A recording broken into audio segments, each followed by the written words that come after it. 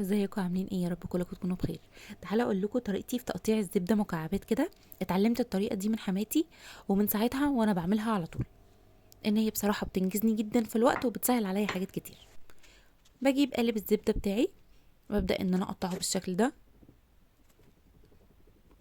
وبعد كده بقطعه مكعبات متوسطه على حسب استخدامي. يعني انا مش بحب اقطعه مكعبات صغيره قوي ولا كبيره قوي، يعني بتبقى مكعبات كده وسط على حسب الاستخدام، وانتي برضو زي ما تحبي.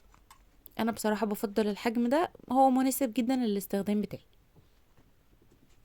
بس بتبقى بالشكل ده مكعبات كده.